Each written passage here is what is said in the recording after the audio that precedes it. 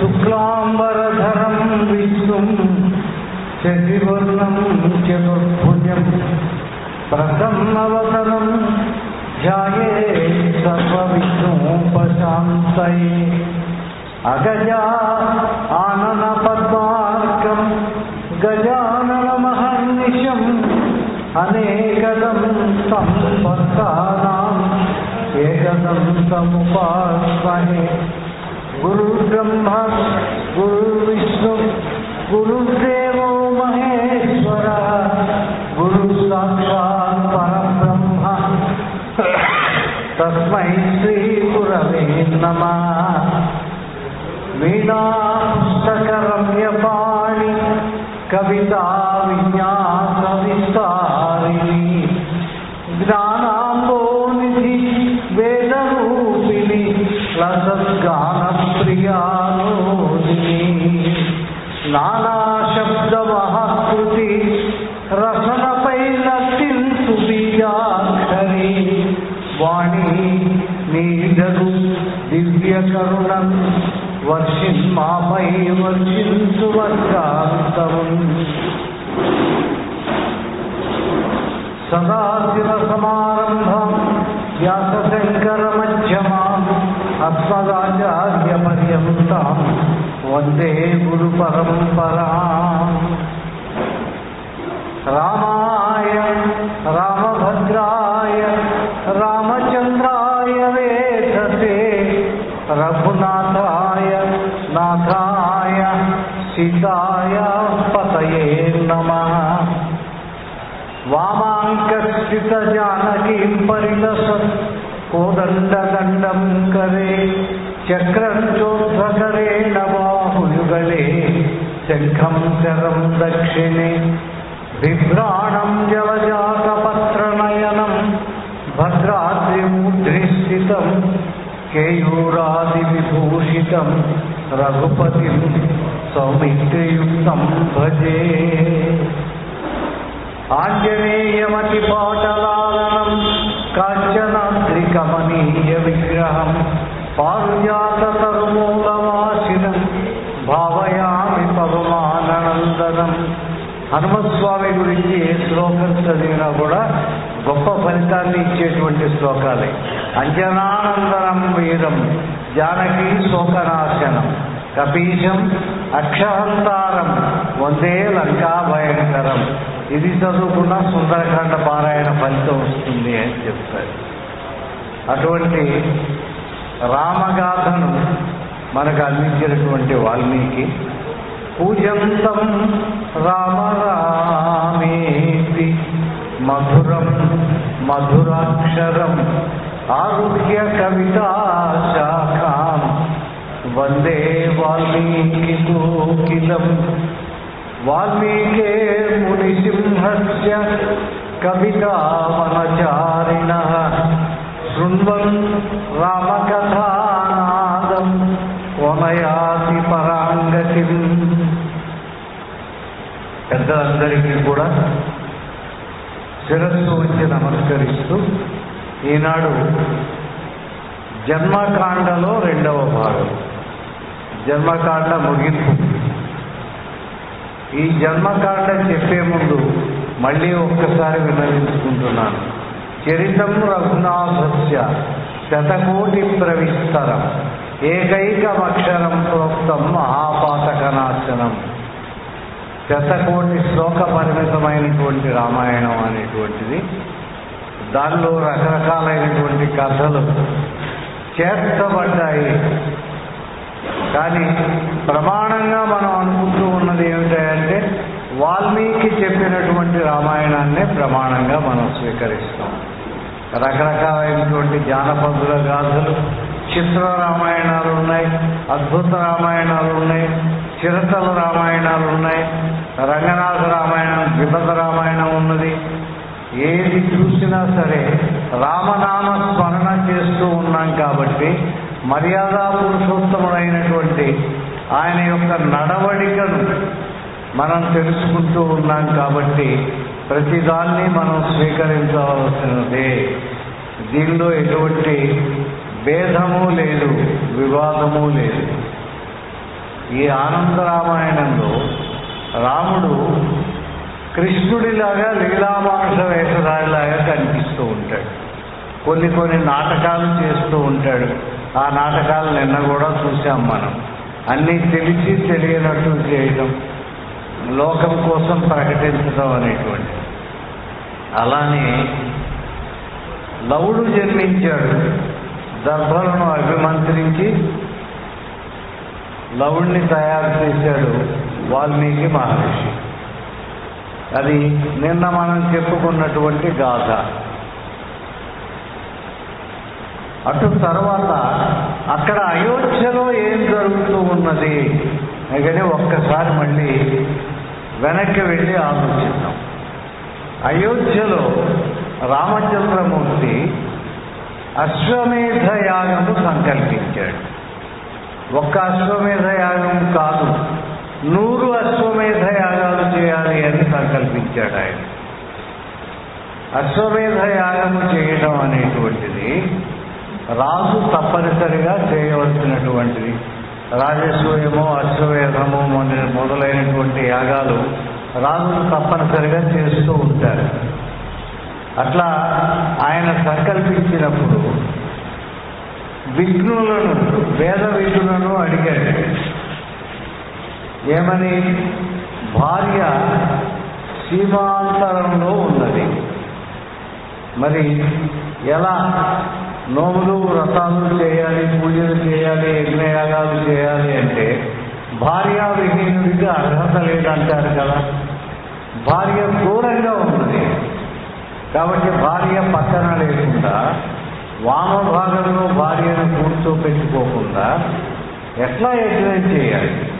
అశ్వమేధ యాగం వాళ్ళ నాన్నగారు దశరథ మహారాజు చాలా గొప్ప యాగాలు ఆయన చేశాడు. అటువంటి యాగాన్ని నేను సంకల్పించాను, ఎలా అని అడిగాడు. అప్పుడు కులగురువు అయినటువంటి వశిష్ఠ మహర్షి ఆయన రామచంద్రమూర్తికి బోధన చేశాడు. నాయన రామచంద్ర, చెయ్యవచ్చు. ఎలా చేయవచ్చు అంటే, భార్య పక్కన లేకుండా యాగము, నోములు, వ్రతాలు సంకల్పించేటటువంటి వాళ్ళు కనుక బ్రాహ్మణులు అయినట్లయితే దర్భలతో భార్య యొక్క ప్రతిమ తయారు చేసి పెట్టుకోవాలి, పక్కన ఉంచుకోవాలి. అప్పుడు భార్య పక్కన ఉన్నట్టే లెక్క, చేయవచ్చు. తర్వాత క్షత్రియులు కనుక అయినట్లయితే బంగారంతో తయారు చేసినటువంటి ప్రతిమను పక్కన పెట్టుకోవాలి, ఆ ప్రతిమను పక్కన ఉంచుకొని చేయవచ్చు. వైశ్యులు కనుక అయినట్లయితే వెండితో తయారు చేసినటువంటి ప్రతిమను పక్కన ఉంచుకొని చేయాలి. ఇతర వర్ణాల వారు కనుక అయినట్లయితే తామ్రము అంటే రాగితో తయారు చేసినటువంటి ప్రతిమను పక్కన పెట్టుకోవాలి, పక్కన పెట్టుకొని చేయాలి. యాగము చేయవచ్చు, ఎటువంటి దోషము లేదు. కానీ యాగము అయిన తర్వాత ఏ ప్రతిమనైతే పక్కన పెట్టుకొని మనం యాగం చేస్తూ ఉన్నామో దానిని పురోహితుడికి దానం ఇవ్వాలి, ఆ ప్రతిమను దానం ఇవ్వాలి అని చెప్పాడు. రామచంద్రమూర్తి యాగాలు చేయడానికి సంకల్పించాడు. 100 అశ్వమేధ యాగాలు ఆయన సంకల్పం. అసామాన్యమైనటువంటి సంకల్పం, ఎవరు కూడా అంతకుముందు చేయనటువంటిది. రాజసూయ అశ్వమేధ యాగాలు దశరథ మహారాజు చేసినట్టు రామాయణంలో చెప్పబడ్డది. కానీ ఎన్నిసార్లు చేశాడు అనేటువంటిది ప్రకటించాల వాల్మీకి రామాయణంలో. ఇక్కడ మాత్రం 100 యాగాలు అని చెప్పి ఈయన ప్రకటించాడు. 100 యాగాలకు ప్రకటించినప్పుడు 100 హోమకుండాలు కావాలి, 100 ప్రాంతాలలో చేయాలి అనేటువంటి నియమం లేదు. ఒకదాని తర్వాత ఒకటి చేసుకుంటూ వెళ్ళవచ్చు. కాబట్టి మేలైనటువంటి యజ్ఞవాటిక సిద్ధం చేసుకోవాలి. ఆ మేలైన యజ్ఞవాటిక మనం ఒక సామెత చెప్తాం, రాజుగారు తలుచుకుంటే దెబ్బల పొరవ అని. ఏమిటంటే మేలైన యజ్ఞవాటిక స్థలాన్ని ఎంపిక చేసి రామచంద్రమూర్తి ఆ స్థలాన్ని బంగారు నాగళ్లతో దున్నించాడు. బంగారు నాగళ్లతో దున్నించి దానికి కావలసినటువంటి సరంజామా మొత్తం ఏర్పాటు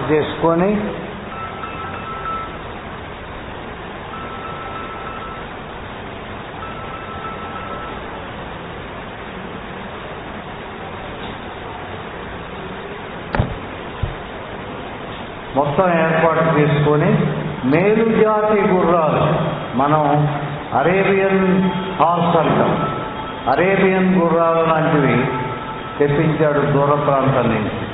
100 గుర్రాలు తెప్పించాడు. ఆ సాకేతంలో ఉన్నటువంటి వారే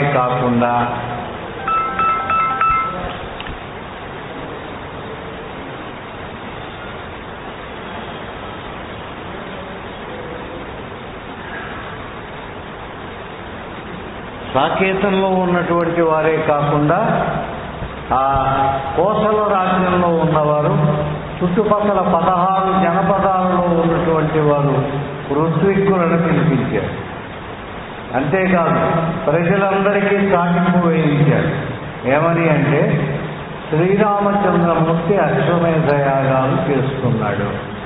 ఈ అశ్వమేధ యాగం నిర్వహిస్తూ ఉన్నటువంటి కాలంలో ఎవ్వరూ కూడా ఇళ్లలో ఉండటానికి వీల్లేదు. అంతా కూడా యజ్ఞవాటికలోనే ఉండాలి, యజ్ఞవాటిక సన్నిధిలో ఉండాలి. భోజనాలు అందరికీ ఇక్కడనే ఏర్పాటు చేస్తాం అని చెప్పి ఇక ఎన్ని సన్నాహాలు కావాలో అన్ని సన్నాహాలు ఆ స్వామి ఏర్పాటు చేసుకొని యజ్ఞం చేయటం మొదలుపెట్టాడు. అశ్వమేధం చేస్తున్న అశ్వమేధం 1 పూర్తయింది. పూర్తయిన తర్వాత చేయించిన వాడెవరు? వశిష్ఠ మహర్షి చేయించాడు. స్వర్ణసీత, ఈ స్వర్ణసీతను వశిష్ఠుడికి దానం ఇచ్చాడు రామచంద్రుడు. అలా యాగాలు ఆయన తీసుకుంటూ వెళ్తున్నాడు. ప్రతిసారి కూడా ఒక యాగం పూర్తి అవ్వాలి అంటే ఆయన యాగం చేయటం, సంకల్పం చేయటం, కొంత అపవృద్ధ స్నానాలు ఇటువంటివన్నీ చేసుకోవటం, అటు తర్వాత గుర్రాన్ని వదిలిపెట్టడం. అది 4 దిక్కులా తిరిగి రావాలి గుర్రం. ఎటువంటి ఆటంకము లేకుండా మళ్ళీ యజ్ఞశాలకు చేరాలి. చేరిన తరువాత అశ్వమేధ యాగము సంపూర్ణమైనట్టుగా భావిస్తూ ఆ ఫలం పొందాలి అని చెప్పేసి అంటే పూర్ణాహుతి అంటాం మనం. ఆ పూర్ణాహుతి సమయంలో ఈ స్వర్ణసీతను ఆయన దానం ఇస్తూ ఉండేది. ఇట్లా నడుస్తూ ఉన్నటువంటి సందర్భంలో ఇక్కడ సీతాదేవి వాల్మీకిని, మహానుభావ, రామచంద్రమూర్తి యాగం చేస్తూ ఉన్నాడు, అశ్వమేధ యాగాలు. ఆయనకు దూరం అయిపోయినాను నేను, మేమిద్దరం కలవాలి, ఒక్క చోటకి చేరాలి. చేరడానికి ఉపాయం ఏమిటి? ఏ నోములో, వ్రతాలు, యజ్ఞాలు, యాగాలు ఇటువంటివి ఏం చేయాలి అనేటువంటిది నువ్వు చెప్పాలి. సహజంగా స్త్రీలు కాబట్టి నోములు నోచుకుంటారు. ఆ నోము ఏం నోచుకోవాలి చెప్పమనగానే ఈయన బాగా బ్రహ్మవిధుడైనటువంటి వాడు కదా. ఇక్కడ వాల్మీకి మహర్షి అనేటువంటి దగ్గర కొంచెం పక్కకు వెళ్తారు. వాల్మీకి మహర్షి బోయవాడు కాదండి. స్కాంద పురాణం స్పష్టంగా చెప్తూ ఉన్నది. వాల్మీకి మహర్షి అగ్నిశర్మ అనేటువంటి బ్రాహ్మణుడు. స్కాంద పురాణంలో స్పష్టంగా ఉన్నది. మల్లా చంద్రశేఖర శాస్త్రి గారు రామాయణ రహస్య దర్శనంలో మొట్టమొదటగా వాల్మీకి గురించే రాశారు. అటు తర్వాత ఆయన తన వృత్తి ప్రవృత్తిగా రత్నాకరుడు అని పిలువబడ్డాడు. అటు తర్వాత బ్రహ్మజ్ఞానం పొందాడు వాల్మీకి ఆయన. అంతేగాని పోయేవాడు కాదు, ఎవరికి పేటెంట్ హక్కు కాదు. ఆయన బ్రాహ్మణుడే. దీనికోసం నిరూపణ అనేటువంటివి ఉన్నాయి. అందుకని బ్రహ్మవిధుడైనటువంటి వాడు, బ్రాహ్మణులలో శ్రేష్ఠుడైనటువంటి వాడు ఆయన. అటువంటి ఆయన బాగా ఆలోచించి సంయోగకరణి అనేటువంటి ఒకానొక వ్రతాన్ని చెప్పాడు. ఆ వ్రతాన్ని చెప్పి ఆమెకు ఆ వ్రత విధానం చెప్పాడు. ఏమిటి వ్రత విధానము అంటే, అమ్మా సీతమ్మ, ఈ వ్రతము నీ ఇష్టదేవతను స్తుతిస్తూ చేసేటువంటి వ్రతం. ఇష్టదేవత ప్రతిష్టాపన చేసుకొని వ్రతం చేసేటప్పుడు ఆమెకు ఆ దేవికి పూజ చేయాలి. ఎలా పూజ చేయాలి? సుగంధ పరిమళాలు వెదజల్లేటటువంటి స్వర్ణ కమలాలతో పూజ చేయాలి. బంగారపు తామరపు అవి కూడా ఎలా ఉండాలి? సుగంధం వెదజల్లుతూ ఉండాలి. ఈ పూజ 9 రోజులు చేయాలి. 9 రోజులు చేసేటప్పుడు ఒక నియమం ఏమి చేయాలంటే, ఈ 9 రోజుల్లో అయోధ్యలో ఉన్నటువంటి రామచంద్రమూర్తి వారి సరోవరంలోనే ఈ స్వర్ణ పుష్పాలు ఉన్నాయి, సువాసనలు వెదజల్లి. అక్కడి నుంచి తెప్పించాలి.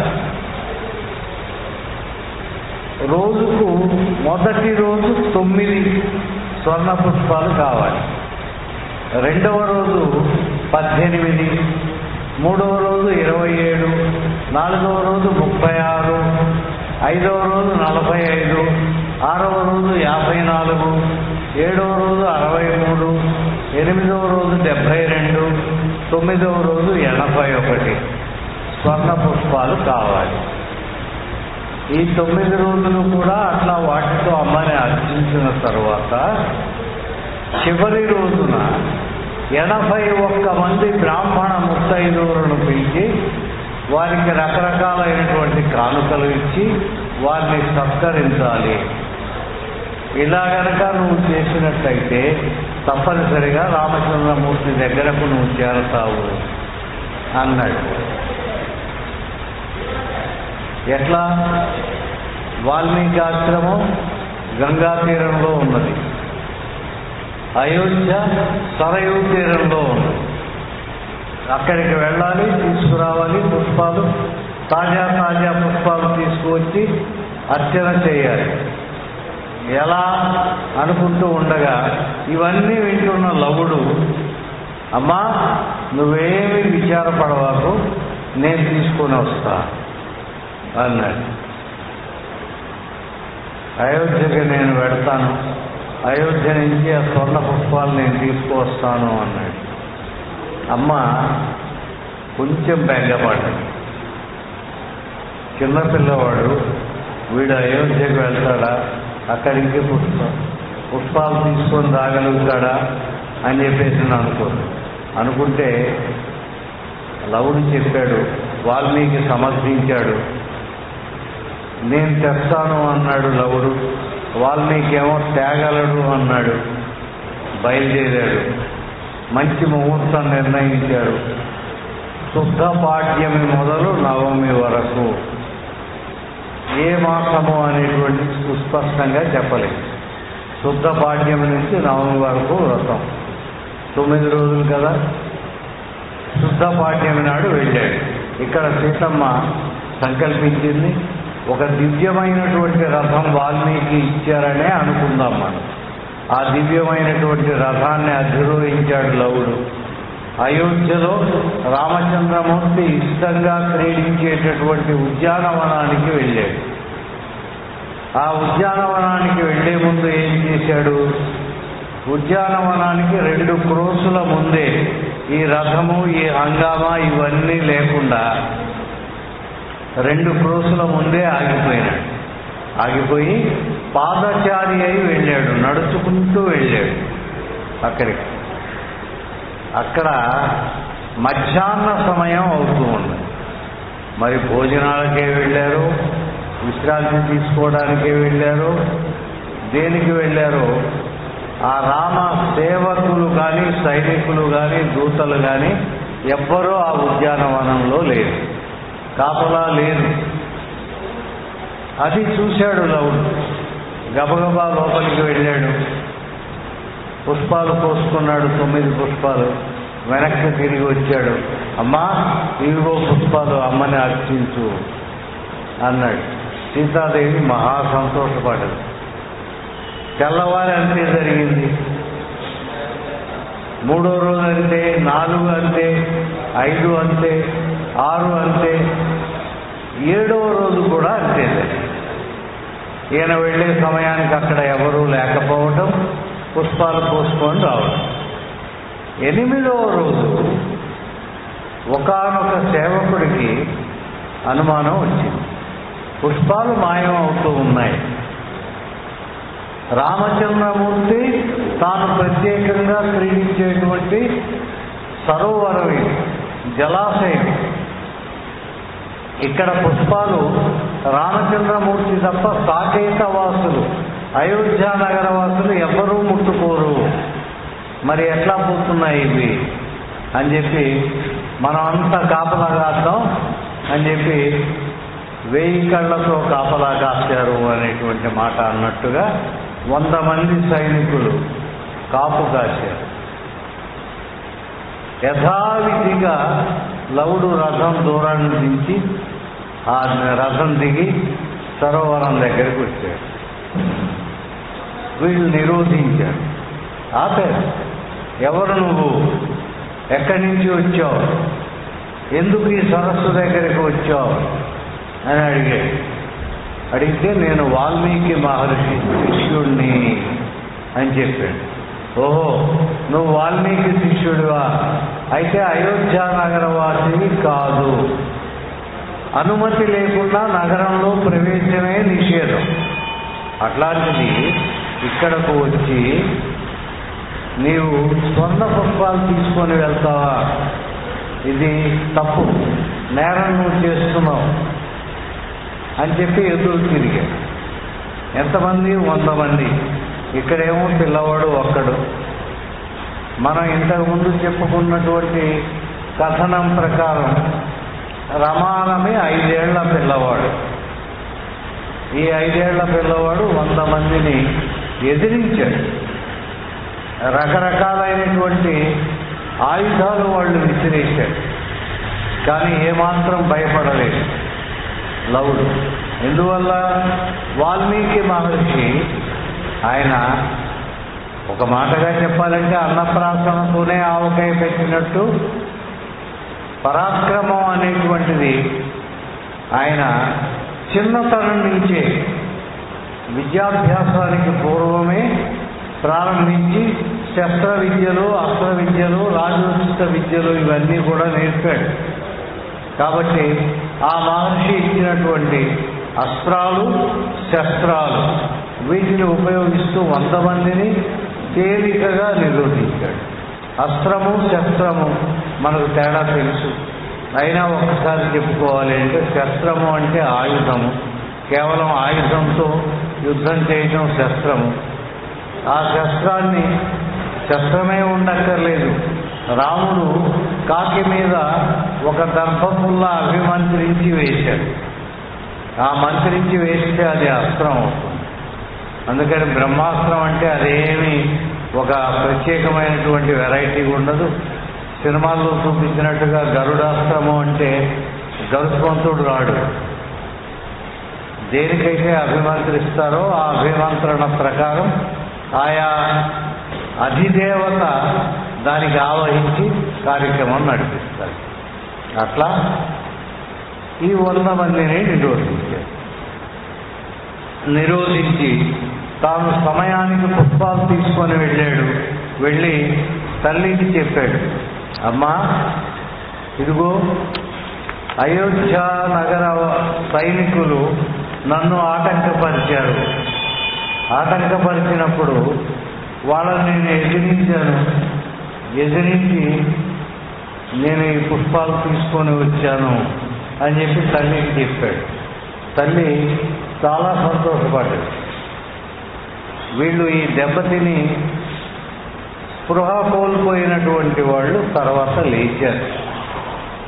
ఇదంతా 8వ రోజు జరిగినటువంటి సంఘటన. రేచి రాముడి దగ్గరికి వెళ్ళారు. స్వామి, మహాప్రభు ఎవరో వాల్మీకి మహర్షి యొక్క శిష్యుడట, మమ్మల్ని అందరినీ కూడా నిరోధించాడు, పడవేశాడు, మూర్ఛితులం అయిపోయినాం, స్వర్ణ పుష్పాలు రోజు తీసుకుపోతున్నాడు అని చెప్పారు. అట్లానా, వాడి సంగతి చూద్దాం అని చెప్పి తెల్లవారి 1000 మందిని కాపలా పంపించాడు రామచంద్రుడు. మళ్ళీ యథావిధిగా లవుడు వచ్చాడు. ఈ 1000 మందిని ఎదిరించి పుష్పాలు తీసుకొని పోయినాడు. తీసుకుపోతూ మీరు రామచంద్రమూర్తి యొక్క సైనికులా, మీ రాముడే దూషి, ఆయన పరాక్రమం అంతా కూడా ఆడవాళ్ళ మీద చూపించే పరాక్రమమే. ఏమిటి ఆయన పౌరుషం? సీతాదేవిని అడవుల పాలు చేయటమేనా అని రాముణ్ణి కూడా నిందించి వెళ్ళాడు. ఈ 1000 మంది కూడా స్పృహ కోల్పోయినారు. అటు తర్వాత తల్లి దగ్గరికి వెళ్ళారు. వెళ్ళి లవుడు, అమ్మా ఇట్లా జరిగింది, ఇవో నీ స్వర్ణ పుష్పాలు నువ్వు తీసుకో అని చెప్పి అన్నాడు. సంకల్పం ప్రకారం 9 రోజుల ఆ నోము వ్రతం పూర్తయిపోయింది. ఇక ఇక్కడ దెబ్బతిన్నటువంటి వాళ్ళల్లో ఒకడు లేచాడు. లేచి రామచంద్రమూర్తి దగ్గరకు వెళ్ళాడు. వెళ్ళి, మహాప్రభు వాల్మీకి మహర్షి యొక్క శిష్యుడట, ఆయన బాలుడు, ఆ బాలుడైనటువంటి వాడు మమ్మల్ని అందరినీ కూడా దెబ్బ కొట్టి స్వర్ణ పుష్పాలు మేమందరం గృహాలలో లేనటువంటి సమయంలో తీసుకువెళ్ళాడు. మరి ఇక నీ ఇష్టం, ఏం చేస్తావు? అప్పటి వరకు వాల్మీకి మహర్షి ఆయన తన ఆశ్రమంలోనే ఉన్నాడు. అశ్వమేధ యాగాలు జరుగుతూ ఉన్నాయి కదా. అశ్వమేధ యాగాలు చూడటానికి భరతఖండంలో ఉన్నటువంటి, భారతదేశం అంటల్లా నేను, భరతఖండంలో ఉన్నటువంటి మునులు ఋషులు అందరూ వచ్చారు. అటువంటిది వాల్మీకి రాలేదు. ఎందుకు రాలేదు? ఆయనకు ఆహ్వానం లేదు. ఆహ్వానం లేకపోవడానికి కూడా కారణం తర్వాత చెప్తాడు. ఆ ఆహ్వానం అందక ఆయన రాలేదు. అప్పుడు రామచంద్రమూర్తి ఏం చేశాడు అంటే, వాల్మీకి మహర్షి ఆశ్రమానికి దూతను పంపించి ఇట్లా యాగం జరుగుతూ ఉన్నది, ఆ యాగం చూడడానికి వాల్మీకి మహర్షి మీరు తప్పనిసరిగా రండి అన్నాడు. అంతేకాదు, మీ దగ్గర ఎవరో పరాక్రమవంతుడైనటువంటి శిష్యుడు ఉన్నాడట, వాడిని కూడా వెంట పెట్టుకొని రండి అన్నాడు. అంటే వాల్మీకి బయలుదేరాలి, ఆయన ఉద్దేశంలో లవుడు రావాలి అనేటువంటి. వాల్మీకి మహర్షి బయలుదేరి ఆయన అయోధ్యను చేరేసరికి 100వ అశ్వమేధ యాగము నిర్వహించబడుతూ ఉన్నది. సపరివారంగా వచ్చాడు వాల్మీకి మహర్షి. ఆ యాగానికి జనకుడు, సుమేధ కూడా వచ్చాడు. అప్పటిదాకా ఎక్కడ ఉన్నారు వీళ్ళు? వాల్మీకి ఆశ్రమంలో ఉన్నారు. సీతమ్మకు కాపుగా, రక్షణగా ఉన్నారు. జనకుడు, సుమేధ వచ్చారు. ఇదంతా కూడా రామచంద్రమూర్తి ఆడినటువంటి లీలా నాటకం. వాళ్ళందరినీ కూడా రక్షించాడు. నువ్వు నీ శిష్యుడు రండి అలా, సపరివారంగా రండి, వచ్చేటప్పుడు మాత్రం నీ శిష్యుడిని పరాక్రమవంతుడైనటువంటి వాడిని మర్చిపోవద్దు అన్నారు. ఏ యాగశాలలో యాగము బ్రహ్మాండంగా జరుగుతూ ఉన్నది. అంగరంగ వైభవంగా శాస్త్రీయంగా యాగం జరుగుతూ ఉన్నది. ఆ యాగము ముగింపుకు వస్తూ ఉన్నది. ముగింపుకు వచ్చేటప్పుడు బ్రాహ్మణులకు, అక్కడ ఉన్నటువంటి ప్రజానీకానికి, అంటే చాతుర్వర్ణాల వారికి కూడా కానుకలు ఇచ్చేటువంటి అలవాటు ఇదివరకు రోజుల్లో ఉండేది అని మనకు పురాణాల్లో రాయబడ్డది, చరిత్రలో కూడా చెప్పబడుతూ ఉన్నటువంటి. శ్రీహర్షుడు లాంటి వాడు ఆయన చేసినటువంటి దానాలు, విపరీతమైనటువంటి దానాలు ఆయన చేశాడు. చాతుర్వర్ణాల వాళ్లకు చేశారు అని కాదంబరిలో ఆయన రాశాడు. ఇట్లా భూరి దానాలు ఇచ్చాడు ప్రతి ఒక్కళ్ళకు. భూరి దానాలు ఇచ్చినప్పుడు ఆ భూరి దానాలు పుచ్చుకునేటువంటి వాళ్ళల్లో వాల్మీకి ఉన్నాడు. కానీ వాల్మీకి అట్లా కూర్చొనే ఉన్నాడు. ఆయన ముందు దానం స్వీకరించడానికి వెళ్ళలే. ఆయన చూస్తూ ఉన్నాడు. సీత కూడా వచ్చిందని, కానీ సీత ఎక్కడ ఉన్నది? అందరూ చూసేట్టుగా అక్కడికి రాలే. సీత కోసం జనకుడు, సుమేధ ఒక పర్ణవాటిక ఒకటి నిర్మించారు, అందమైనటువంటిది. దాంట్లో ఆమె ఉన్నది, విషయాలన్నీ తెలుసుకుంటూ ఉన్నది. ఎందుకు రాలేదు? కారణం ఏమిటి? రామచంద్రమూర్తి ఆమెను స్వీకరిస్తే తప్ప ఆమె రాదు. కనుక ఆమె కొంచెం అవసరంగానే ఉన్నది. ఇక ఈ పండితులు ఉన్నారు. పండితులు ఏం చేస్తారు? దానం స్వీకరించిన తర్వాత ఆశీర్వచనం చేస్తారు. పురాణం చెప్పడం వచ్చినటువంటి వాళ్ళు పౌరాణిక ఘట్టాలు చెప్తారు. కవిత్వం చెప్పడం వచ్చినటువంటి వాళ్ళు కవిత్వం చెప్తారు. ఆ రాజుగారిని, దానం ఇచ్చినటువంటి వారిని పొగుడుతారు. ఆ కవిత్వాలన్నింటిలో కూడా మనకు బాగా మిగిలిపోయినటువంటిది ధరసింహాసనం పైన భంపుగుడుగై తద్దేవతలు దృష్టులై అనేటువంటి పద్యం. పెద్దవాళ్ళు ఉన్నారు నాకన్నా, రాజారావు గారు లాంటి వాళ్ళు. దసరా పండగ వచ్చింది అంటే ఈ పద్యం బాగా గుర్తుండేది. ఎవరి దగ్గరికైనా వెళ్ళటం, వెళ్ళి ఈ పద్యం చెప్పి, అబ్బో నువ్వు నారాయణుడి కన్నా గొప్పవాడివయ్యా అని చెప్పేసినని, అయ్యవారికి చాలు 5 వరహాలు, పిల్లవాళ్ళకి చాలు పప్పు బెల్లాలు అని చెప్పేసినని పొగిడి తెచ్చుకున్నటువంటి పరిస్థితులు కూడా ఉన్నాయి. అందుకని ఇక్కడ ఎవరి విద్య వాళ్ళు ప్రదర్శిస్తారు. వాల్మీకి ఏం చెప్పాడు? లవకుశులు 2 ఉన్నారు. లవుణ్ణి ఒక్కడనే తీసుకురమ్మన్నాడు కదా. వాల్మీకి అర్థం కాలే. పరాక్రమవంతుడైనటువంటి శిష్యుల్ని తీసుకొని రమ్మనంటే కుశుడు పరాక్రమవంతుడే, లవుడు పరాక్రమవంతుడే, 2 తీసుకొని వెళ్ళాడు. ఆ 2 రామచంద్రమూర్తి వింటూ ఉండగా వాల్మీకి ఆజ్ఞ ప్రకారం రామాయణ కథాగానం చేయటం ప్రారంభించారు. రామాయణ కథాగానం ఎక్కడ దాకా చేశారట అంటే, ఆయన ఎంతకీ ఈ ఆనంద రామాయణ రచయిత, సృష్టికర్త, ఆయన దీనిలో భాగాలనే చెప్తుంటాడు. దీనిలో భాగాలను చెప్పేటువంటి సందర్భంలో ఆయన ఏం చెప్పాడు? సారకాండ మొత్తము, విలాసకాండ రామచంద్రమూర్తి వింటూ ఉండగా పాడాడట.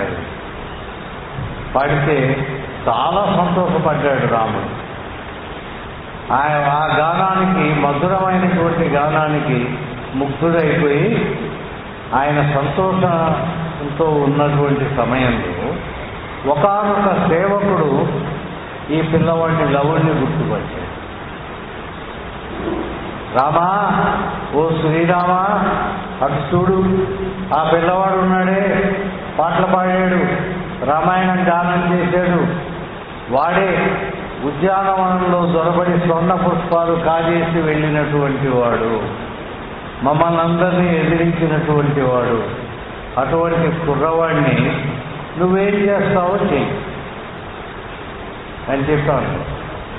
అనగానే ఈయన ఆ పిల్లవాడిని చూశాడు, ఎగాదిగా చూశాడు. చూసి విషయం తెలుసుకున్నాడు, పరాక్రమానికి మెచ్చుకున్నాడు. మెచ్చుకొని, ఓ బాలుడా, నిన్ను చూస్తుంటే నా మనస్సు ఆనందంతో పొంగిపోతూ ఉన్నది, ఆనందం కలుగుతూ ఉన్నది.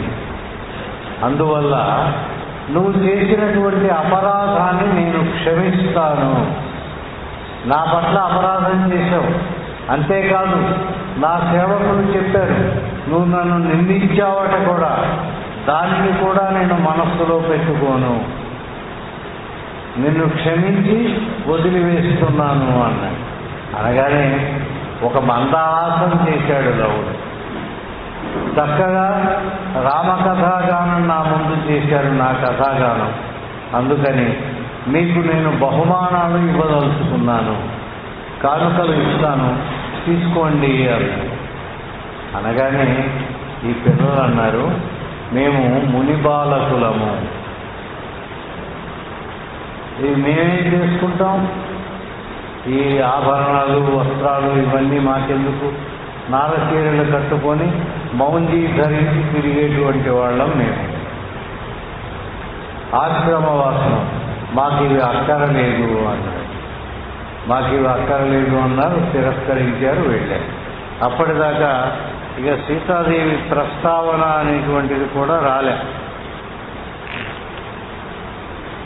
వీళ్ళు తల్లి దగ్గరికి వెళ్ళారు, తల్లి అక్కడే ఉన్నది కదా. శ్రీరాముడు ఇచ్చినటువంటి కానుకలను తిరస్కరించి అమ్మ దగ్గరికి వెళ్ళి, అమ్మ ఇట్లా జరిగింది అని చెప్పారు. 100వ అశ్వమేధంలో జరుగుతూ ఉన్నటువంటి విషయం. గుర్రం బయలుదేరి ఉత్తరము, దక్షిణము, పడమర 4 దిక్కులు తిరిగి ఈ అశ్వానికి కాపుగా బయలుదేరినటువంటి వాడు, కాపుగా ఉన్నటువంటి వాడు ఎవరయ్యా అంటే శత్రుఘ్నుడు. ఆయన ఎట్లా ఉన్నట్ట, పుష్పకం మీద వస్తూ ఉన్నాడు. గుర్రమేమో ముందు వెళ్ళిపోతూ ఉన్నది, ఆయన పుష్పకం మీద వస్తూ ఉన్నాడు. అట్లా తిరుగుతూ ఉన్నాడు.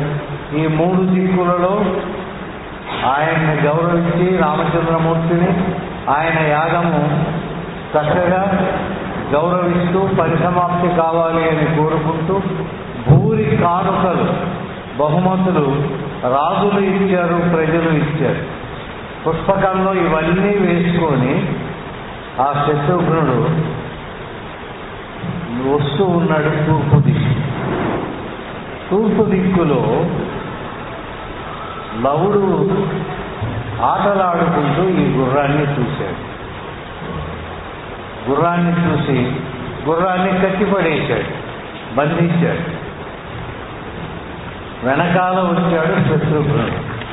వెనకాల వచ్చి, ఎవర్రా ఈ గుర్రాన్ని బంధించింది, ఇది రామచంద్రమూర్తి యొక్క అశ్వము అని చెప్పేసానంటే, అయితే ఏమిటి, నేను పరాక్రమవంతుణ్ణి, నేను బంధించాను దీన్ని, చేతనైతే చావ ఉంటే నువ్వు విడిపించుకో అన్నాడు. శత్రుఘ్నుడు ఆ లవుణ్ణి ఎదుర్కొన్నాడు. ఎదుర్కొని నిలవలేకపోయినాడు. శత్రుఘ్నుడితో పాటు సైన్యము కూడా చతురంగ బలాలతో బయలుదేరినటువంటి వాడు శత్రుఘ్నుడు. వాళ్ళంతా కూడా ఈ లవుణ్ణి ఎదిరించడానికి ప్రయత్నం చేశారు. లవుడేం చేశాడు, వాయువ్యాస్త్రం వేశాడు. వాయువ్యాస్త్రానికి వాళ్ళంతా ఎగిరి అవతల పడ్డారు. శత్రుఘ్నుడు లవుణ్ణి నిరోధించలేకపోయినాడు. నిరోధించలేకపోయేసరికి ఈ వార్త ఒకానొక్కడు వెళ్ళి రామచంద్రమూర్తికి చెప్పాడు. అయ్యా, చూడడానికి పిల్లవాడు, రామాయణ గానం చేసినటువంటి వాడు, అటువంటి వాడి చేతిలో శత్రుఘ్నుడు మూర్ఛపోయినాడు. నేను ఎట్లా బతికి బట్టగట్టి నీకు వార్త చెప్పడానికి వచ్చాను అనగానే ఆయన ఏం చేశాడు? భరతుణ్ణి పంపించాడు. భరతుడు సుమంతుడు, సుగ్రీవుడు, హనుమంతుడు మొదలైనటువంటి వాళ్ళతో బయలుదేరి వచ్చాడు. వాళ్ళు భరతుడి సైన్యము ఈ కుర్రవాణ్ణి ఎదుర్కొంటే వాళ్ళని అవలీలగా జయించేటువంటి ప్రయత్నం చేశారు లవుడు. ప్రయత్నం చేస్తూ ఏం చేశాడు? సుగ్రీవుణ్ణి, అంగదుణ్ణి ముందు బంధించి తీసుకుపోయి అవతల పెట్టాడు. సంకలో తీసుకొని తీసుకుపోయాడట. మరి 5 ఏళ్ల పిల్లవాడికి ఎట్లా సాధ్యమైంది అనేటువంటిది అది ఆ పరమాత్మకే తెలియాలి. తర్వాత మిగిలినటువంటి వాళ్లను ఆయన బంధించి అవతల పడేశాడు. భరతుడు నిశ్చస్తుడైనాడు, సహాయం లేనటువంటి వాడైనాడు. భరతుడు కూడా కట్టుబడ్డాడు. భరతుడు కట్టుబడ్డ తర్వాత ఆ వార్త అంతఃపురంలో తెలిసింది, యజ్ఞవాటికలో తెలిసింది. లక్ష్మణుడు వచ్చినట్టుగా దీంట్లో చెప్పల. ఒక చోట లీలామాత్రంగా అన్నాడు, తర్వాత అనలేదు. ఈ వార్త తెలిసి రామచంద్రమూర్తే వచ్చాడట. రామచంద్రమూర్తి వచ్చి ఆయన ఏం చేశాడు? రామాస్త్రం కన్నా, రామబాణం కన్నా గొప్పదేమున్నది? ఎదుర్కొంటున్నటువంటి పిల్లవాడిని మంచిగా మర్యాదగా చెప్పాడు, వినలేదు. తాను ఆ కుర్రవాడిని బంధించి తీసుకొని వెళ్ళాడు. అంటే రాముడి దగ్గర ఉన్నాడు లవుడు. లక్ష్మణుడు అన్నట్ట, అన్నా వీడు చాలా అపరాధం చేసినటువంటి వాడు, వీడిని క్షమించి వదిలిపెట్టకూడదు. రామాయణ గానం చేశాడు కదా అని చెప్పేసి నువ్వు క్షమించి వదిలిపెడతావేమో, దానికి యోగ్యుడు కాదు, ఇతన్ని వధించవలసిందే అన్నాడు. వధించడానికి నానా ప్రయత్నాలు చేశాడు రామచంద్రమూర్తి, ఆయన సైనికుడు. కానీ ఈ పిల్లవాడికి కించిత్తు కూడా ఎటువంటి హాని కలగలేదు. అనుమానం వచ్చింది, ఏమైంది వీడికి? చూడడానికి చిన్న పిల్లవాడు, ఈ చిన్న పిల్లవాడిని ఇంతమంది సైనికులు హతమార్చడానికి ప్రయత్నం చేస్తూ ఉంటే లొంగకుండా జీవిస్తూ దాగుడు మూతలాడినట్టు ఆడుతున్నాడు, ఏమిటిది అనే అనుమానం వచ్చింది. అప్పుడు లక్ష్మణుడు సలహా చెప్పాడు, అన్నయ్య వాడి మరణ రహస్యం ఏదో ఉన్నది, మనకు అర్థం కావటల్లా. ఆ మరణ రహస్యం తెలియాలి అని చెప్పంటే ఎవరు చెప్పాలి? వాడే చెప్పాలి, ఆ పిల్లవాడే చెప్పాలి. కాబట్టి ఆ మృత్యు రహస్యాన్ని అడుగుదాం అని చెప్పి అన్నాడు. అనగానే రామచంద్రమూర్తి అడిగాడు, ఒరే బాలుడా, నువ్వు ఏ విధంగా మరణిస్తావు, నీకు ఏ విధంగా మరణం కలుగుతుంది అన్నాడట. అనగానే లవుడు నవ్వి, మహానుభావ, నా నెత్తిన నీళ్లు పోస్తే నేను మరణిస్తాను అన్నాడు.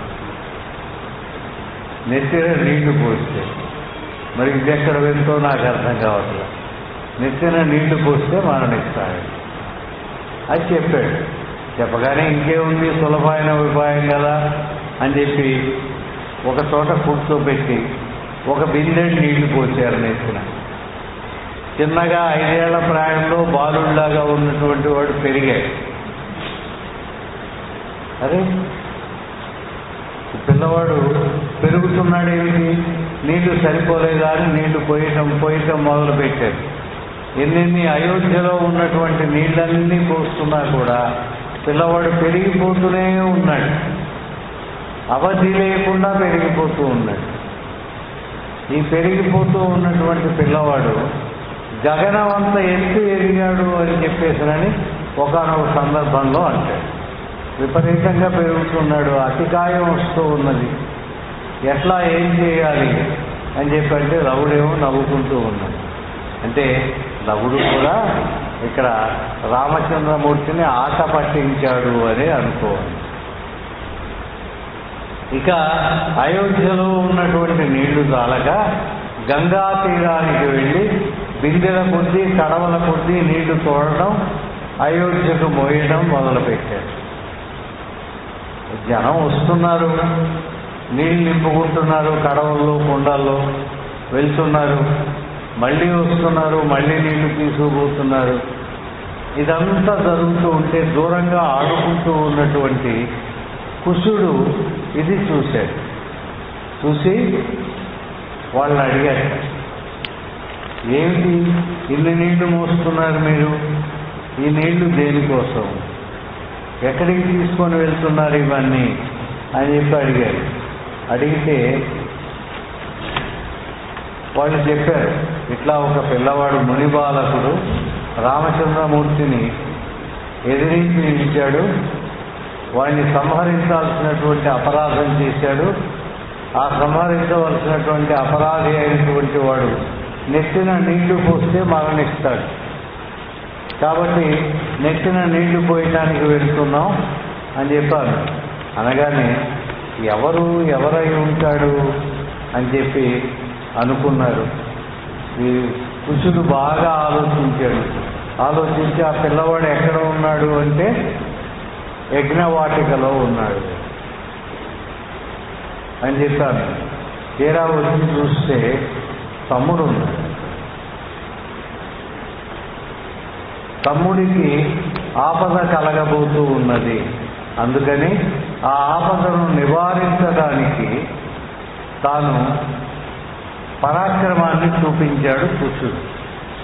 ఎంతగా పరాక్రమం చూపించాడయ్యా అంటే అయోధ్యలో ఉన్నటువంటి అయోధ్య యజ్ఞయాగాలు చూడడానికి వచ్చినటువంటి బలము బలగము సరిపోలేనంత పరాక్రమం చూపించాడు. చూపించగానే రామచంద్రమూర్తికి అనుమానం. వాల్మీకి మహర్షిని పిలిపించండి అన్నాడు. వాల్మీకి వచ్చాడు. మహర్షి, ఈ కుర్రవాళ్ళు ఎవరు? ఇద్దరూ కూడా అమేయ పరాక్రమవంతులైనటువంటి వాళ్ళలాగా కనిపిస్తూ ఉన్నారు. ఎవరము కూడా నిరోధించలేకపోతూ ఉన్నాం. ఎవరు వీళ్ళు? వీళ్ళకింత శక్తియుక్తులు ఎట్లా వచ్చినాయి అని చెప్పి అనగానే ఆయన, ఓ రామా, ఈ పిల్లవాడు కుశుడు పెద్దవాడు, చిన్నవాడు లవుడు, వీళ్ళిద్దరూ కూడా నీ సంతానమే. వాళ్ళిద్దరూ నా సంతానమా? ఎలా అంటే తెలియనట్టు. నిన్నటి కథలో మాత్రం వాళ్ళిద్దరూ కూడా ఒకడేమో దర్భలతో లవాలతో పుట్టినటువంటి వాడు లవుడన్నాం, కుశుడికి నామకరణం రామచంద్రమూర్తి చేశాడు అని చేసినని చెప్పాము. ఇక్కడ అందరికీ ప్రకటించాలి అన్న ఉద్దేశంతో రాముడు అడుగుతూ ఉన్నాడు. ఎట్లా? దీనికి నిరూపణ ఏమిటి? నా కుమారుడు అనేటువంటి దానికి నిరూపణ ఏమిటి? సీతాదేవి మరణించింది కదా, మరణించడం అనేటువంటిది ఎక్కడ? మళ్ళీ కొంచెం వెనక్కి వెళ్ళాలి. ఆమెను లక్ష్మణస్వామి అడవులలో దించి భుజాన్ని కత్తిరించి తీసుకొని వెళ్ళాడు కదా, ఆ భుజం ప్రకటించబడ్డదిగా, అందరికీ చూపించబడ్డదిగా. కాబట్టి ఆమె లేదు కదా, మరి ఈ సంతానం ఎక్కడ కలిగింది అని చెప్పి అంటే వాల్మీకి ఆ కథాకథనాన్ని మొత్తం కూడా చెప్పాడు. మహానుభావ, సీత అగ్ని పునీత పరమ పావని అయినటువంటి ఆమెకు కలిగినటువంటి సంతానము పెద్దవాడు కుశుడు.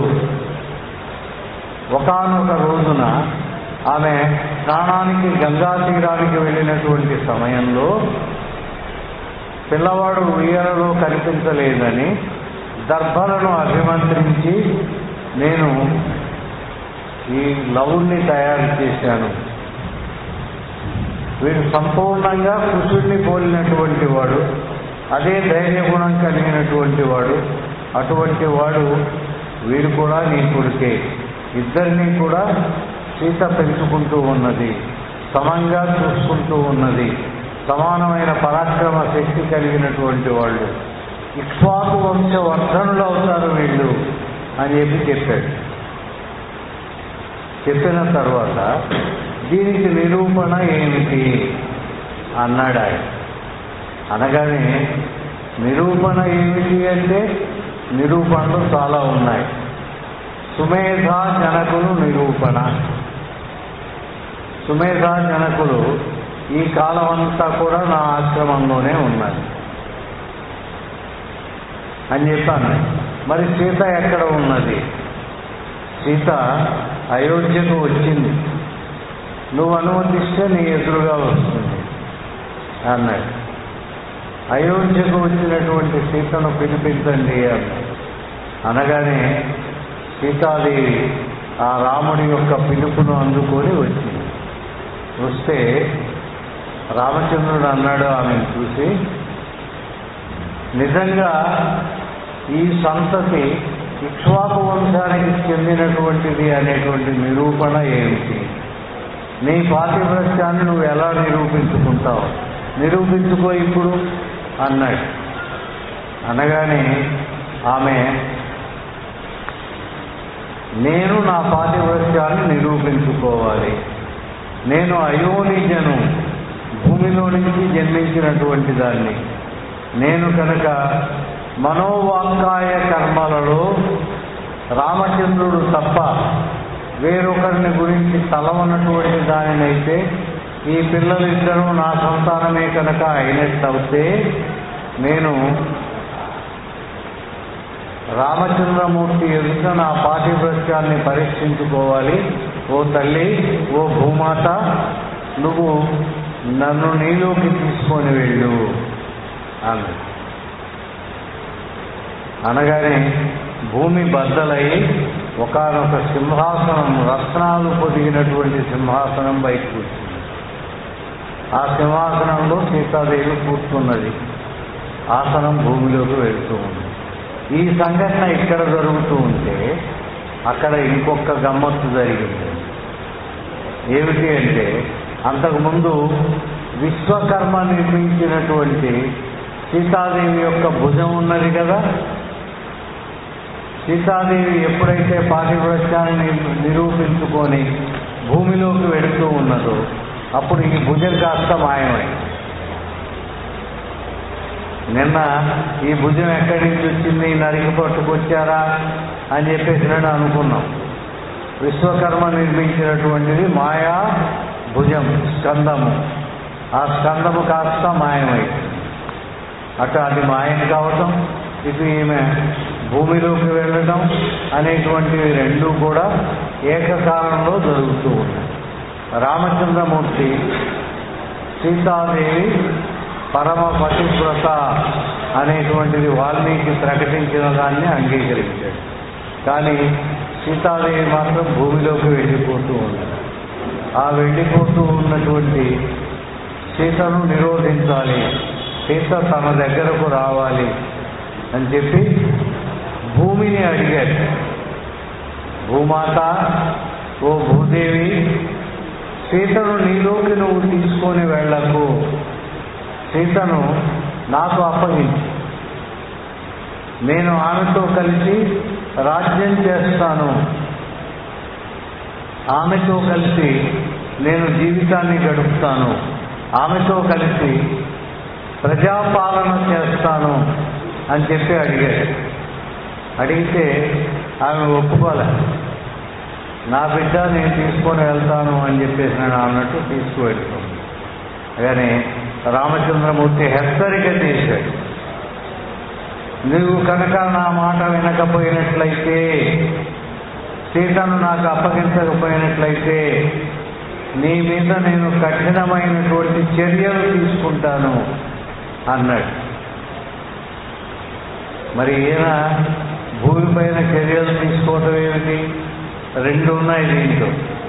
ఒకటి సాక్షాత్తు ఆదినారాయణ. ఈ ఆదినారాయణుడి అధీనంలోనే పంచభూతాలు ఉంటాయి. పరమాత్మ ఆయన పరంతపుడు. ఆ పరంతపుడు కాబట్టి ఆయన అధీనంలో ఉండేటువంటి. ఆయన నడవమంటే నడవాలి, ఆగమంటే ఆగాలి, ఏ పని చేయమంటే అది చేయాలి.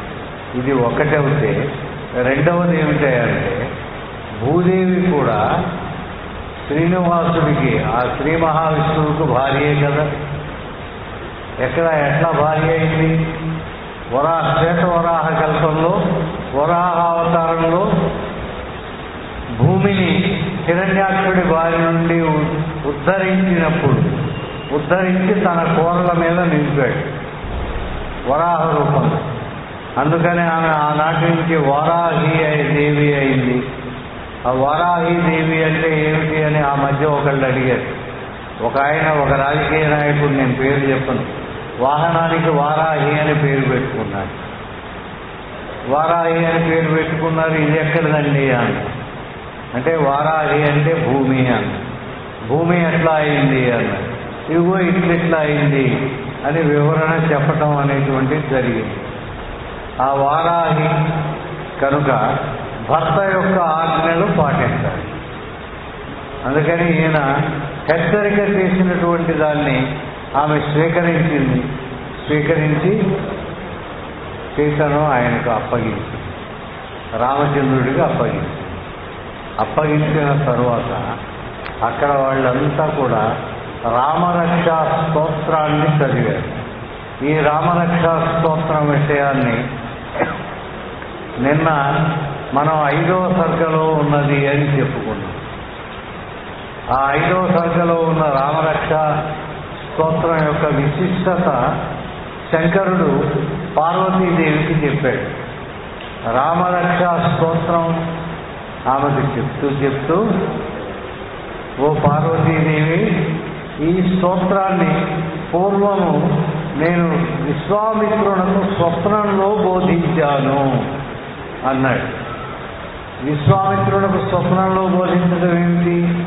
విశ్వామిత్రుడు కొన్ని వేల సంవత్సరాలు బ్రహ్మ ఋషి కావాలి అని తపస్సు చేసినటువంటి వాడు.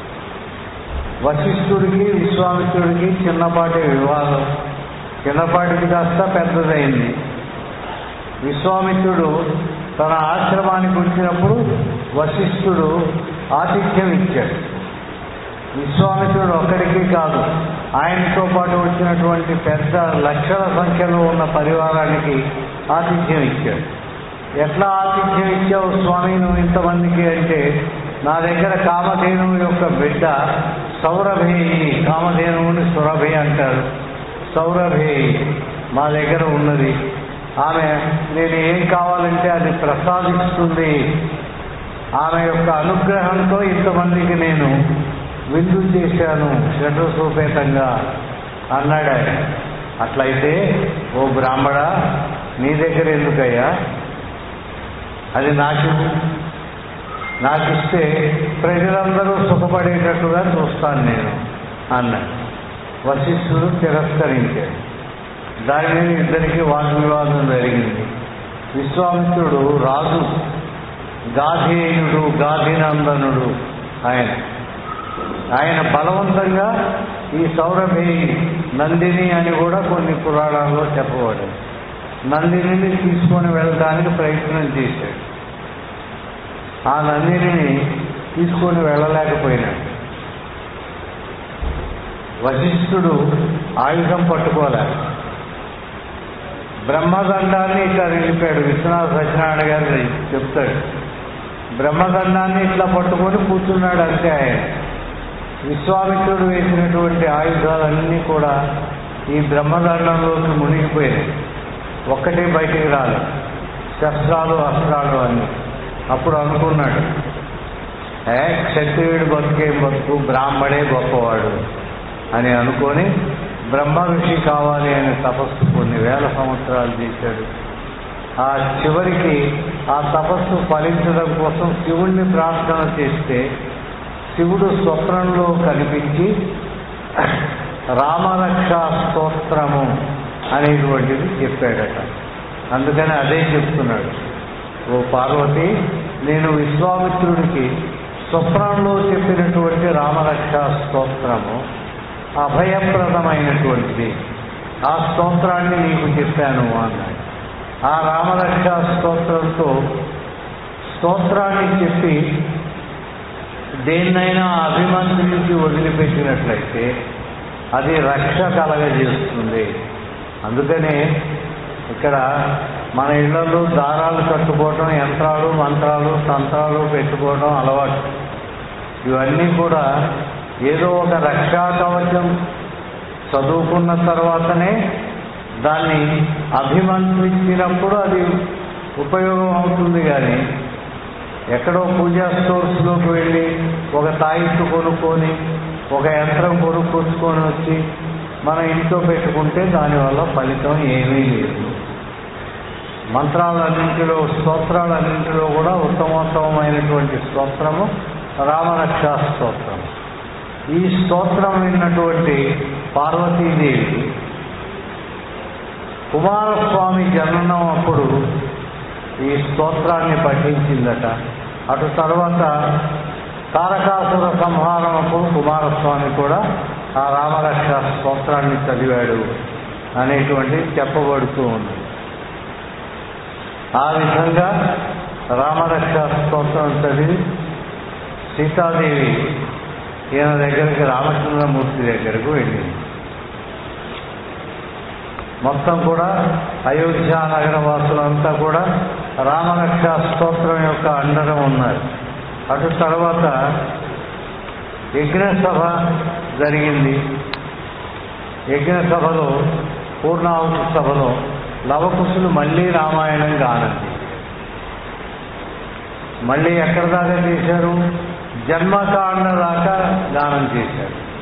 సారకాండ, విలాసకాండ, జన్మకాండ. ఈ జన్మకాండ దాకా గానం చేసిన తరువాత రాముడు వాల్మీకిని గౌరవించాడు, పూజించాడు. అటు తర్వాత ఈ జానకీదేవి తాను చేసినటువంటి శపథాన్ని నిలబెట్టుకున్నది. శ్రీరాముడు భూదేవిని మన్నించాడు. ఇక పూర్ణాహుతి చేయాలి. అంతకుముందు అమ్మవారి స్వర్ణ ప్రతిమ ఉన్నది ఆయన ఎడమ భాగంలో. ఇప్పుడు సీతాదేవిని పిలిచి కూర్చుండబెట్టి ఆమెతోనే పూర్ణాహుతి చేయించాడు. యజ్ఞాలు, యాగాలు, దానాలు ఇటువంటివన్నీ కూడా వైభవంగా జరిగినాయి. పూర్ణాహుతి అయింది, యజ్ఞం పూర్తయిపోయింది. యజ్ఞం పూర్తయిన తర్వాత లక్ష్మణ, భరత, శత్రుఘ్నుడు మొదలైనటువంటి వాళ్ళు కూడా దీంట్లో పాల్గొన్నారు. కాలం గడుస్తూ ఉన్నది. కాలం గడుస్తూ ఉండగా ఈ ముగ్గురు అన్నదమ్ములకు కూడా సంతానం కలిగింది. రాముడికి కుశుడు, లవుడు ఇద్దరు. అట్లానే లక్ష్మణుడికి ఇద్దరు కుమారులు కలిగారు. అంగదుడు, చిత్రకేతువు వాళ్ళ పేరు. అంగదుడు, చిత్రకేతువు లక్ష్మణుడి కుమారుల పేరు. భరతుడి కుమారుల పేర్లు పుష్కరుడు, తక్షుడు. శత్రుఘ్నుడి కుమారుల పేర్లు సుబాహు, యూపకేతుడు. వీళ్ళందరికీ కూడా నామకరణం చేసినటువంటి వాడు వశిష్ఠుడే. వశిష్ఠుడు నామకరణం చేశాడు. వాళ్ళు కూడా క్రమేణా పెరిగి పెద్దవాళ్ళు అవుతూ ఉన్నారు. చక్కగా ఆనందోత్సాహాలతో కాలం గడుస్తూ ఉన్నది. కాలం గడుస్తూ ఉండగా ఒకానొక రోజున రామచంద్రమూర్తి వశిష్ఠుడిని గౌరవంగా పిలిపించి, మహానుభావ, ఓ బ్రహ్మజ్ఞాని, బ్రహ్మ ఋషి, మా కుశలవుల యొక్క జాతకాలు చూడమన్నారు, సాముద్రిక లక్షణాలు చూడమన్నారు. సాముద్రిక లక్షణాలు చూడమంటే ఆయన విశేషంగా లెక్కలు వేసి వాళ్ళ యొక్క వైభవాన్ని గురించి చెప్పారు. వీళ్ళు చతుస్సాగర వేలావలయుత భూమండలాన్ని పరిపాలన చేస్తారు. వీరి అధీనంలోనే మిగిలినటువంటి చిన్న చిన్న సామంత రాజులు పరిపాలన చేస్తారు. వీరి యొక్క రూపురేఖలు నుదురు, విశాలమైనటువంటి నుదురు, విశాలమైనటువంటి నేత్రాలు, ఎగు భుజాలు, బాగా విశాలమైనటువంటి భుజాలు, దీర్ఘమైనటువంటి బాహువులు, తరువాత పొడవైనటువంటి కాళ్ళు చేతులు, ఇవన్నీ కూడా వీళ్ళ యొక్క లక్షణాలను రాజలక్షణాలుగా తెలుపుతూ ఉన్నాయి. అంతేకాదు నీ కీర్తిని నిలబెట్టేటువంటి వాళ్ళు వీళ్ళు. నీ కీర్తితో, నీ పేరుతో యుగ యుగాలు తరతరాలు నిలిచేటటువంటి నగరాలు నిర్మించబడతాయి వీళ్ళ చేతిలో అని చెప్పి అన్నారు. ఆ నగరాలు నిర్మించబడ్డాయి. ఏమిటి? అయోధ్యలో రామాలయం రామాలయం అని మనం అంటున్నాం, సాకేత రామాలయం. ఆ రామాలయాన్ని నిర్మించినటువంటి వాడు, రామ్లల్లా ఆలయాన్ని కుశ మహారాజు మొట్టమొదట కట్టినటువంటి వాడు కుశుడు. తర్వాత ఇప్పుడు పాకిస్తాన్లోకి వెళ్ళిపోయింది లాహోర్, దాని నిర్మాత. అక్కడ కూడా రామాలయం ఉండేదట, లవుడు. వీళ్ళిద్దరి లక్షణాలు చెప్పాడు, సంతోషపడ్డాడు. మిగిలినటువంటి పిల్లల జాతకాలు చూపించాల. ఎందుకు చూపించలేదు? ఒక 8 సంవత్సరాల వయస్సు వచ్చేటంత వరకు కూడా జాతకం చూసేటటువంటి వాళ్లకు చెయ్యి చూపించకూడదు పిల్లలవి అనేటువంటి ఒక నియమం ఉన్నది. కొంతమంది ఏం చెప్తారు అంటే 12 సంవత్సరాలు అని కూడా చెప్తారు. వీళ్ళు పెద్దవాళ్ళు కాబట్టి ఈ పెద్ద పిల్లలకు చూపించారు. చూపించిన తర్వాత రామచంద్రమూర్తి వాళ్లతో విలాసంగా కాలం గడుపుతూ ఉన్నాడు. ఆ విలాసంగా అంతా సహజంగా తండ్రి పిల్లలను ఆడిస్తూ లాలిస్తూ పాలిస్తూ ఉంటాడు. రామచంద్రమూర్తికి అంతా పిల్లలే అయినా సరే సొంత సంతానం అంటే వాత్సల్యం ఎక్కువ. ఆ వాత్సల్యంతో వాళ్లతో ఆటపాటల్లో మునిగిపోయినాడు. ఓ పక్కన రాజ్య వ్యవహారాలు చేసుకుంటూ ఉన్నాడు. ఈ లోపుగా వాళ్లకు ఉపనయనం చేసేటటువంటి కాలం వచ్చింది. ఆ ఉపనయన సమయం ఆసన్నం అయినప్పుడు దాన్ని కూడా రకరకాలుగా చేస్తారండి. క్షత్రియుడికి మామూలుగా అయితే 16 సంవత్సరాల వయస్సులో చేయాలట, కానీ కొన్ని నియమాల ప్రకారం 8 సంవత్సరాల వయస్సులో చేయవచ్చు అని కొన్ని ప్రాంతాల్లో చెప్తారు. కొన్ని ప్రాంతాలలో 12 సంవత్సరాల గర్భంలో ఉన్న దగ్గర నుంచి 12 సంవత్సరాల వయస్సులో చేయవచ్చు అని చెప్తారు. కానీ ఆ అయోధ్య ప్రాంతంలో ఉన్నటువంటి ఆచారాన్ని బట్టి కుశలవులకు ఉపనయనం చేయించారు. ఉపనయనం చేసినటువంటి వాడు వశిష్ఠుడే. ఆ వశిష్ఠుడికి తోడు ఎవరు ఉన్నారు ఉపనయన తంతు అంటే వశిష్ఠుడి కుమారుడు సుధన్వుడు ఆయన పేరు. కానీ రామాయణంలో వాల్మీకంలో చాలాసార్లు చెప్తూ ఉంటాడు. సుధన్వూనాం ఉపాధ్యాయ కచ్చిత్తే తాత కుశలి. రామచంద్రమూర్తి అడుగుతూ ఉంటాడు, సుధన్వుడు అనేటువంటి ఉపాధ్యాయుడు కుశలంగా ఉన్నాడా అని చెప్పి. ఆ సుధన్వుడు వశిష్ఠుని యొక్క కుమారుడు. వీళ్ళిద్దరూ కూడా ఉపనయనం చేశారు.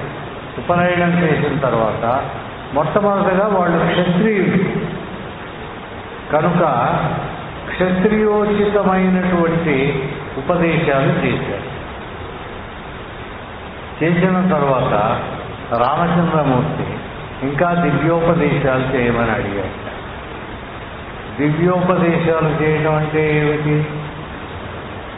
అంటే బ్రాహ్మడికి ఏదైతే ఉపదేశం చేయబడుతూ ఉంటుందో అదే దివ్యోపదేశం.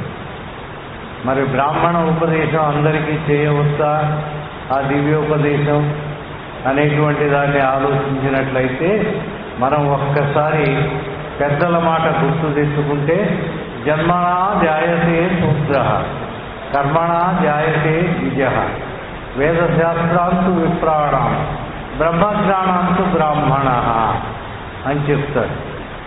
కానీ బ్రహ్మజ్ఞానం ఎవరైతే పొందారో, విశ్వామిత్రుడు క్షత్రియుడు, కానీ ఆయన మనకు మహాప్రసాదాన్ని ఇచ్చాడు, గాయత్రి మహామంత్రాన్ని ఇచ్చాడు. అందుకని బ్రాహ్మణ సరసన ఆయనకు చోటు దొరికింది. అట్లా వాళ్లకు దివ్యజ్ఞాన ఉపదేశం చేశారు. దివ్యజ్ఞాన ఉపదేశం అయిపోయిన తర్వాత తీర్థయాత్రలకు తీసుకొని వెళ్ళాడు. తీర్థయాత్రలు అయోధ్య నుండి బయలుదేరాడు. ప్రపంచం మొత్తంలో ఉన్నటువంటి తీర్థాలన్నీ కూడా అత్యంత వేగగమనంతో చూడడం అయినా కష్టమే అవుతుంది. కాబట్టి ఆయన మనోగమనంతో తీసుకొని వెళ్ళాడు రామచంద్రమూర్తి. ప్రసిద్ధమైనటువంటి పుణ్యక్షేత్రాలన్నీ కూడా చూపించారు. అట్లా చూసినటువంటి వాటిల్లో మనం సప్త మోక్షదాయక పురాలు అని చెప్తున్నాం. ఈ సప్త మోక్షదాయక పురాలు ఉన్నాయి అని చెప్పేసినని మనం అనుకోవాలి. అక్కడక్కడ ఒక్కచోట కాదు, ఒక్కొక్క శ్లోకంలో ఒక్కొక్కటి ప్రస్తావన చేస్తూ సప్త మోక్ష ధామాలను గురించి చెప్పడం జరిగింది. సప్త మోక్ష ధామాలు మీకు అందరికీ తెలుసు. అయినా సరే నా చాపల్యం ప్రకారం ఒక్కసారి వాటిని గురించి ఒక చిన్న శ్లోకం చెప్తాను. అయోధ్య మధురా మాయా కాశీ కాంచీ అవంతిక పురీ ద్వారావతి చైవ సప్తైతాని మోక్షదాయక. అయోధ్య బయలుదేరింది అక్కడి నుంచే కదా. మధుర మాయానగరం మనం అందరం చూశాం, కానీ మనకు తెలియని మాయ హరిద్వార్. అయోధ్య మధుర మాయ. కాశీ మోక్షక్షేత్రం, ఆనందదాయకమైనటువంటి క్షేత్రం, ఆనందవనం కాశీ. కంచి, అవంతిక ఉజ్జయిని, ద్వారావతి, ద్వారక. అయితే ఇక్కడ ఒక సందేహం రావాలి ఖచ్చితంగా. ఏమిటి? రాముడి తర్వాత వాడు కృష్ణుడు కదా, ఆయన ద్వారక చూడడం ఏమిటి అని. ఇవన్నీ కూడా కల్పాంతాలను బట్టి జరుగుతూ ఉన్నటువంటి గాథలు. ఈ అవతార పురుషులంతా కూడా శ్వేతవర ఆకల్పంలో వాళ్ళు.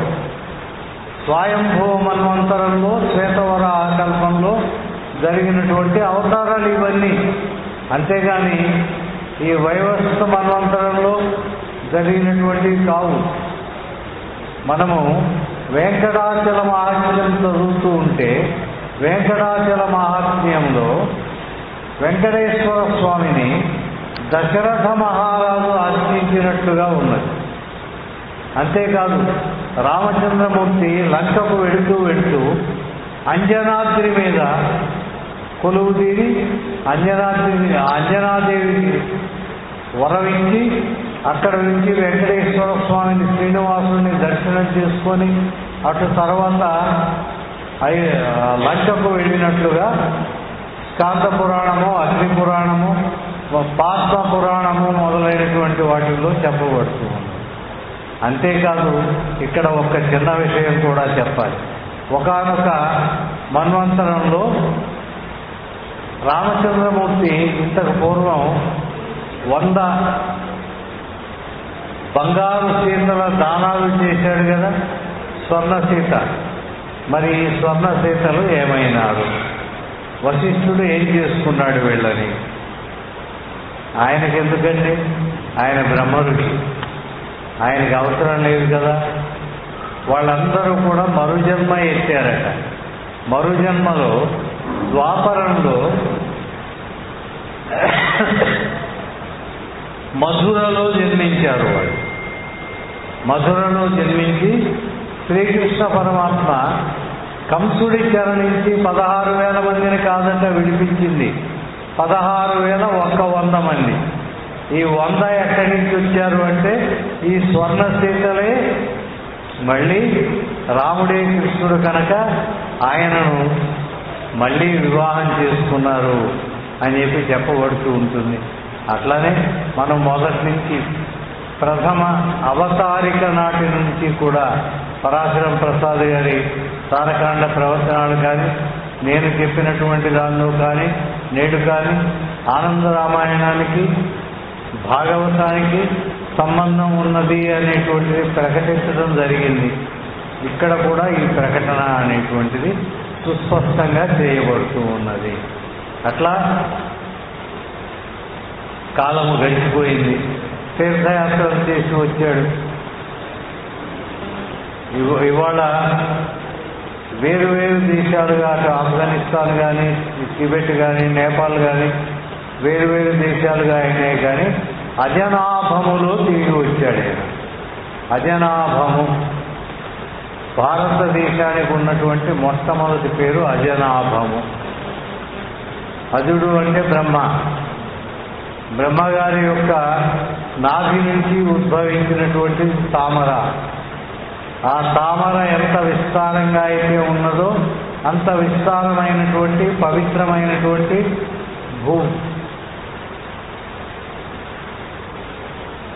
పవిత్రమైనటువంటి భూభాగం. ఆయన క్షమించాలి, అజనాభము అంటే అజుడు ఉన్నటువంటి నాభి.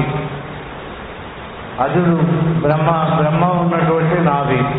అది ఎంత విస్తారంగా ఉంటుంది? ఎంత విస్తారంగా ఉంటుందంటే యశోదమని అడిగితే చెప్తుంది. చిన్నవాడి నోట్లోనే బ్రహ్మాండం కనిపించింది.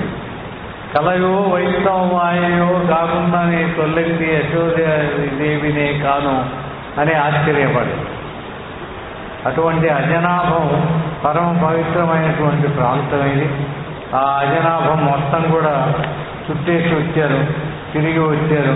వచ్చిన తర్వాత అయోధ్యని చేరారు. అయోధ్యని చేరి రామచంద్రమూర్తి చక్కగా పరిపాలన సాగించడం ప్రారంభించాడు. ఆయన పరిపాలనలో ఎక్కడ చెప్పుకున్నా సరే రామరాజ్యం కావాలి అనేటువంటిది ఎందుకంటున్నాం? పచ్చటి పైరులతో పాడి పంటలతో వర్ధిల్లింది. నెల 3 వానలు కురిసినాయట, 6 కాలాల్లో పంటలు పండినాయి అని చెప్పి చెప్తారు. తర్వాత అన్ని శుభాలే, అశుభం అనేటువంటిది లేదు, చోర భయం అనేటువంటిది లేదు, జార భయం అనేటువంటిది లేదు. ఇటువంటి భీతి లేకుండా ప్రజలు ఆనందంగా ఉన్నారు.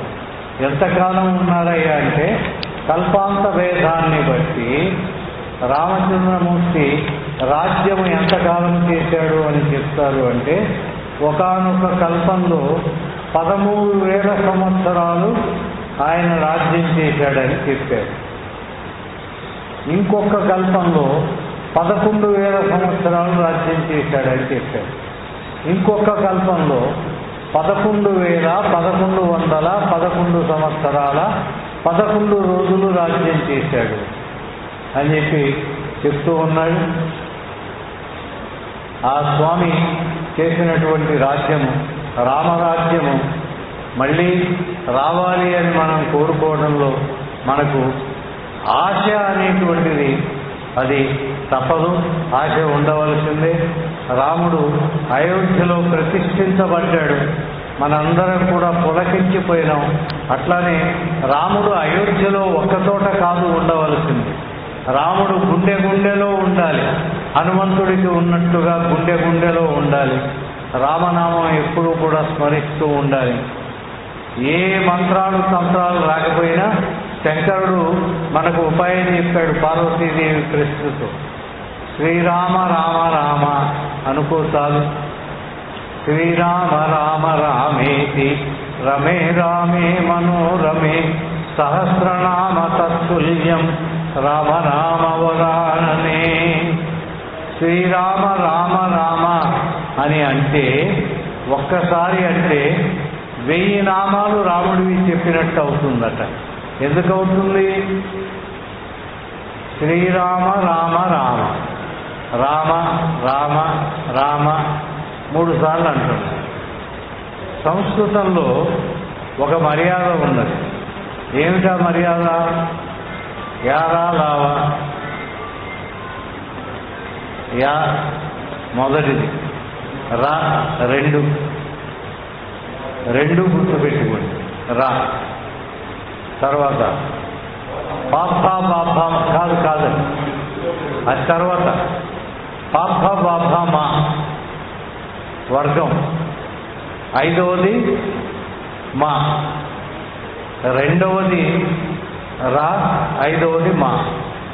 అంకానాం వామతో గతి అని చెప్పి సంస్కృతంలో ఉన్నది. 5, 2 ఒకదాని పక్కన ఒకటి వచ్చినాయి అంటే గుణించాలి అని అర్థం.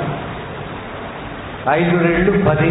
రామ అని ఒక్కసారి అంటే 10 మాటలు అన్నట్టు అవుతుంది.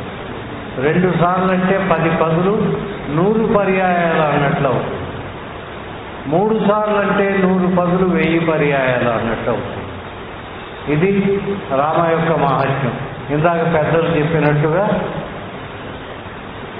నమశివాయలో నుంచి ఒకానొక వర్ణాన్ని, ఓం నమో నారాయణాయలో నుంచి రకారాన్ని, మకారాన్ని పంచాక్షరిలో నుంచి తీసుకొని జోడించినటువంటి మంత్రం రామ మంత్రము అనేటువంటి చెప్తారు.